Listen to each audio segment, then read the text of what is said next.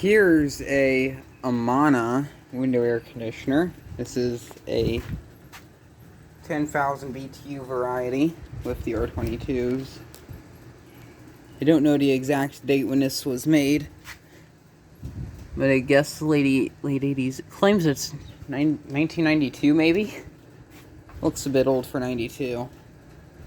This has the Tecumseh rotary compressor and the Emerson fan motor. So, yeah, it's a large chassis unit, slide out. Here's the back grate. Here's the case for it.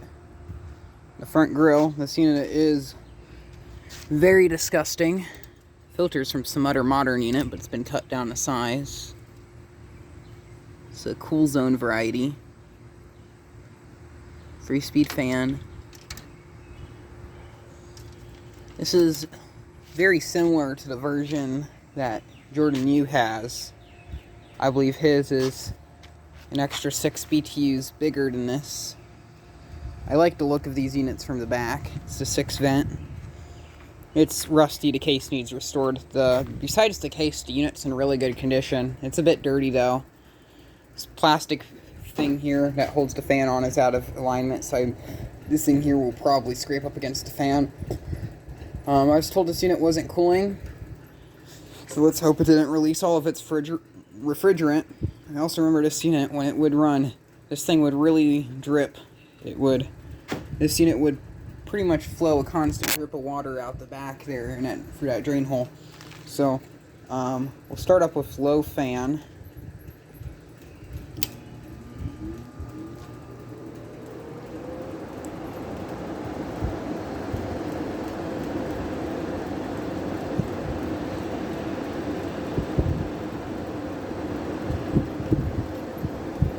Medium fan.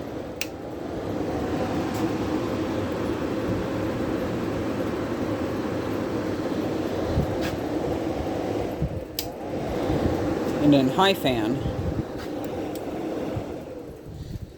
I have an old video of this air conditioner somewhere on my YouTube channel. I'll have to go find it though. We'll fire up this compressor.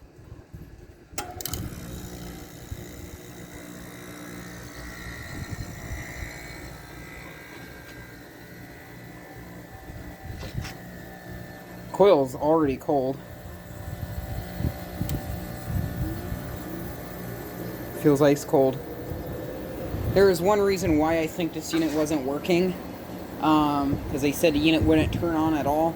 On the tip of the plug there was paint on it. I think the plug may have accidentally got some paint on it, but the one side of the plug was completely covered in paint like the prong was. I'm pretty sure when that was slid into the outlet it wouldn't work. And I scraped a bit of it off, and and this was installed in an older trailer home or mobile home or whatever thing, single, yeah, whatever. And this was installed in one of those.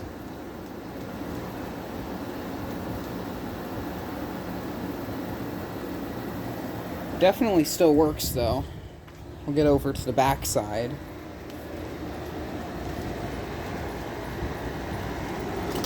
I feel heat coming off of it. It's extremely humid today.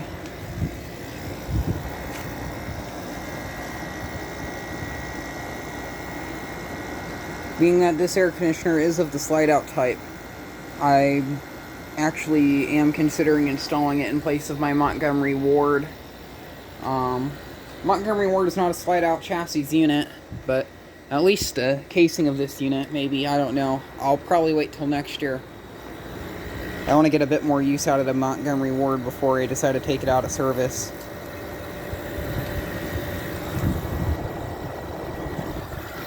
I'm pretty sure that this unit right here could be a bigger size because not all of the coil loops here are filled up, and I'm pretty sure the coil can actually go back to here, so this can probably be about like a 20K or so.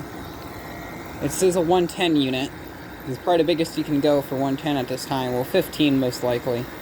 Or 12, somewhere.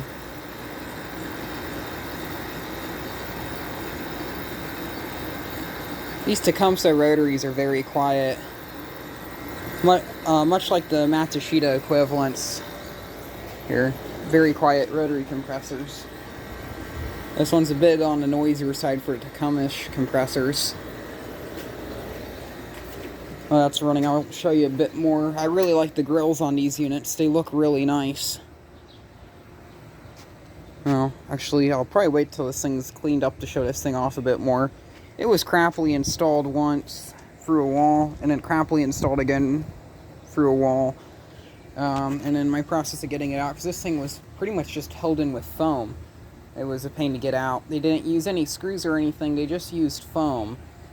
So when I installed a replacement unit, which was that 2009 GE I had sitting here for the longest time, I screwed that thing into the studs the right way so it wouldn't like fall out or anything. That foam was pretty much like a rock, so the hardest part of the installation was actually just removing this unit from the wall. Pulling this unit out, taking it outside, and pulling the case out of the wall and taking that outside. It was pretty easy putting the new unit into the wall and sealing it up and getting the unit running.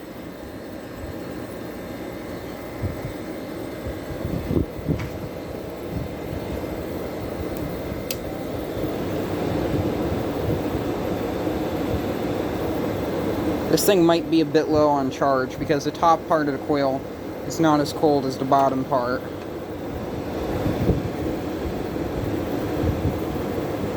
I will say it's cold, but it's not like ice cold. It's a lot colder coming out this side than this side. I had a 5K version of one of these a while back. It was the quiet zone variety, so it only had to vent on the one side.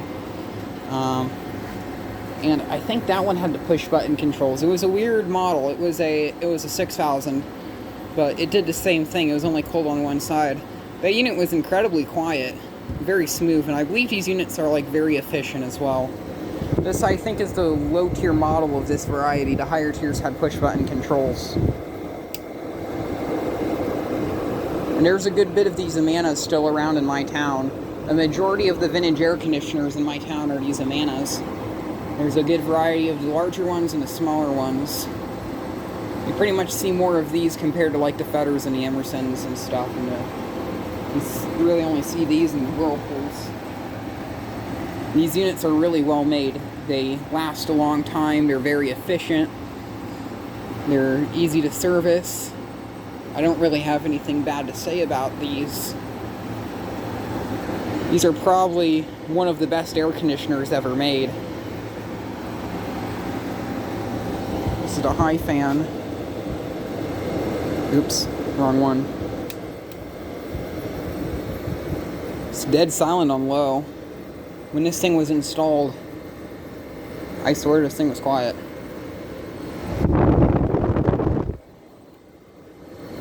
Wiring schematic. Got oil ports so you can actually fix the thing if the thing locks up.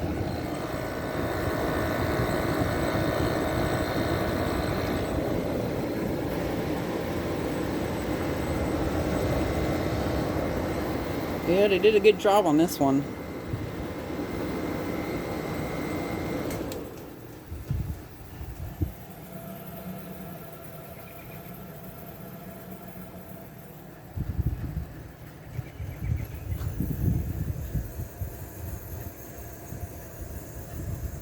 Has a lovely refrigerant sound too. Something you can really only get with a 22 unit. Gotta love Freon.